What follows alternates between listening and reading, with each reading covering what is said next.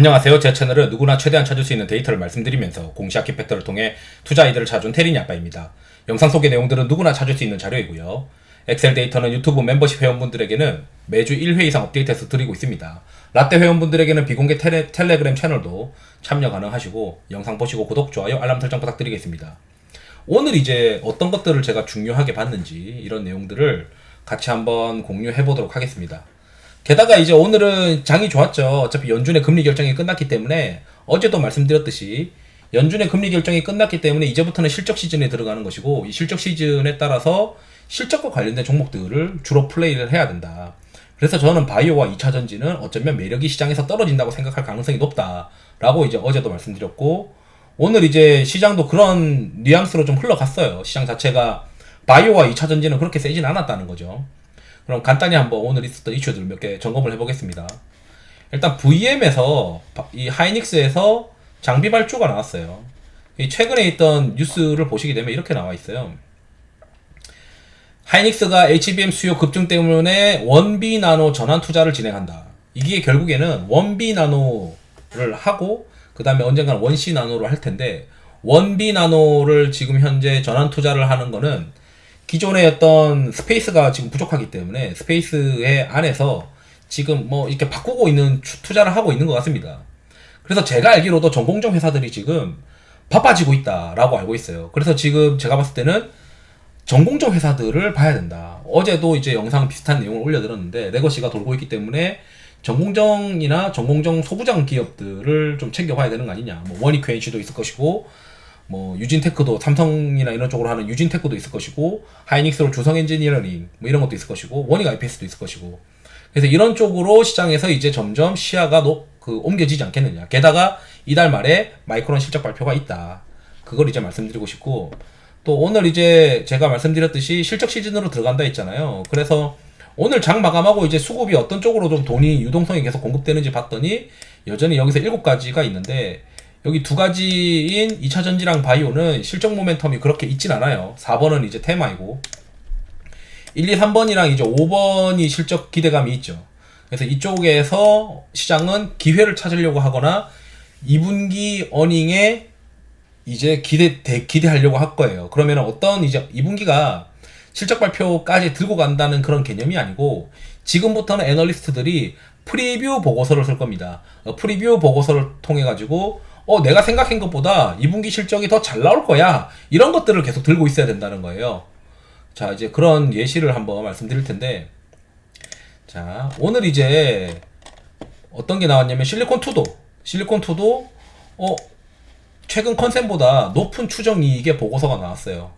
그러면서 시장에서는 야, 안 그래도 어제 사실 이미 화장품들은 수출 데이터로서도 입증이 되어 있기 때문에 2분기 실적에 문제가 없다. 이렇게 또 생각을 할 거고.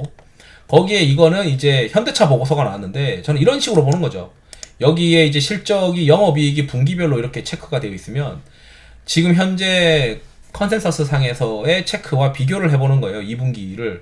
그러면은 이게 컨센서스보다 훨씬 높은 현대차의 영업이익 추정 보고서가 있고 그러면 그 영업이익 추정 보고서가 더 좋게 보는 이제 로직들을 체크를 해보고 애널리스트 보고서에서 그 다음에 또 다른 이슈가 있는지를 보는데 저는 일단 8월달에 주주 환원을 굉장히 좋게 보고 있는 이유가 이 보고서의 내용을 핵심으로 보게 되면 비슷한 이제 피어 그룹들만큼 주주 환원율을 높이게 되면 이 회사의 밸류에이션이 8배까지 간다. 지금 이미 아마 5.7배 이렇게 아마 추정을 하고 있을 거예요. 그렇기 때문에 업사이드가 뭐 40% 50% 있지 않겠냐 이 이야기를 애둘러 얘기한 거거든요.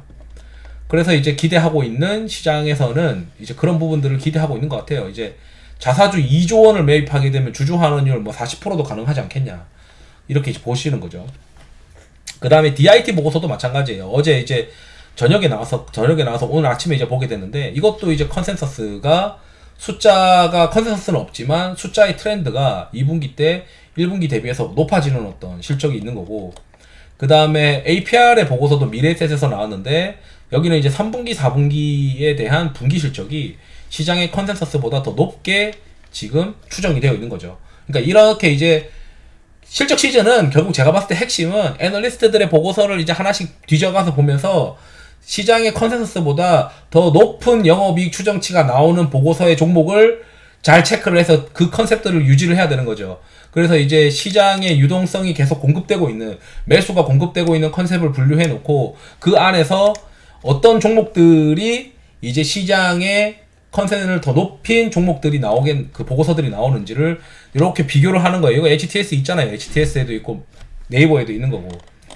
그리고 이제 또 뭘 봤냐면 심택이 아마 보고서가 나왔는데, 심택도 대신해서 컨센을 올렸어요.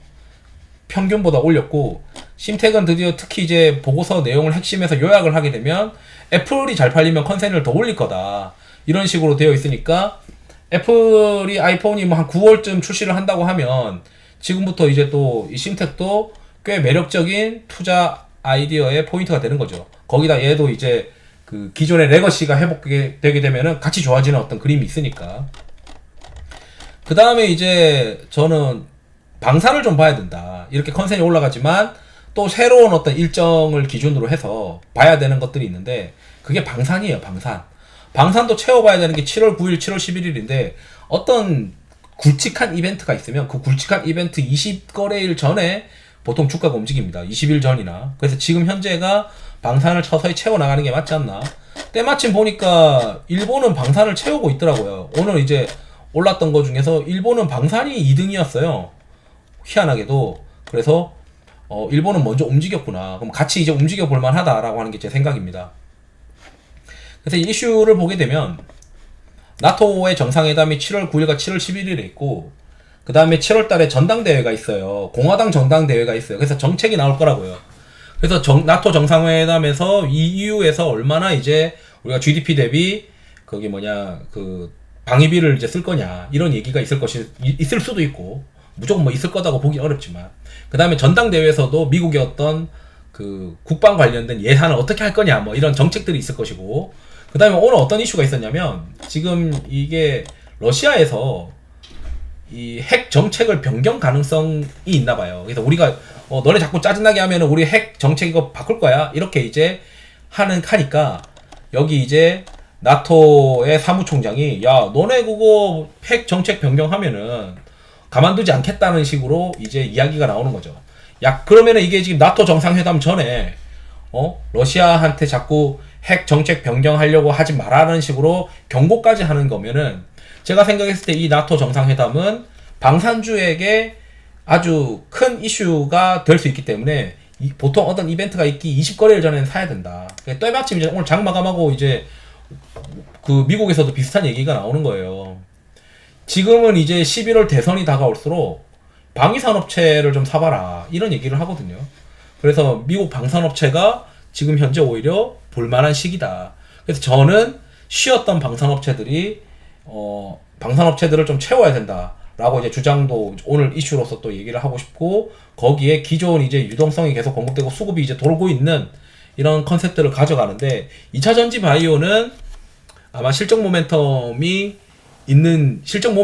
게 이제 프리뷰 보고서죠. 2분기 실적이 이만큼 좋아질 거야, 이런 이제 기대감이 있는 보고서들이 나오는 시즌에는 그렇게 맥을 못 쳐요. 그래서 프리뷰 보고서를 통해서 컨센서스가 올라가는 이 국면, 또는 컨센서스가 내려가는 국면에서는 2차전지 바이오는 좀 피해야 된다. 왜냐면 지금부터 2차전지의 2분기 프리뷰 보고서가 좋은 게 나오겠습니까? 다 컨센 하향하는 보고서들이 나오겠지.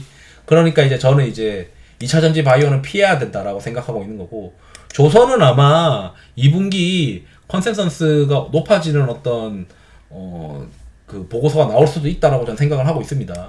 그 다음에 요거는 이제 뭐 모멘텀 플레이로 뭐 게임주 같은 거죠. 결국에는 이제 채굴 하기 전까지 모멘텀이 꽉 차 있는, 기대감이 꽉 차 있으니까 그걸 이제 역이용해서 이제 플레이 하는 거고, 자동차랑 자동차 부품도 마찬가지예요. 요즘 이제 부품주들도 이제 올라오는데, 이 부품주들도 아마 2분기 실적이 나쁘지 않을 수도 있다고 저는 생각을 하고 있어서 미리 막 선점하는 모습들로 보입니다. 그래서 어닝 시즌이라고 하는 게 이제 컨센서스가 상향되는 보고서가 나오는 모멘텀이 있는 시기라고 정의하는 게 맞아요.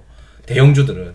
물론 이제 결국 이제 8월 중순에 그 반기 보고서를 이제 보고 이제 결정을 하는 종목들도 있긴 한데, 지금은 이제 컨센서스가 상향되는 보고서가 모멘텀인 시기다. 그래서 그걸 바탕으로 아까 좀 전에 말씀드렸듯이 오늘 또 하이닉스도 이제 KB에서 기존에 있는 2분기 실적을 더 높여서 보고서가 나왔죠. 그래서 이런 것들이 나오는 걸 즐길 수 있어야 되는 시기인 것 같다. 그래서 실적 시즌이다. 이렇게 말씀드리면서 영상을 마치도록 하겠습니다. 투자에 도움 되시길 바랍니다. 감사합니다.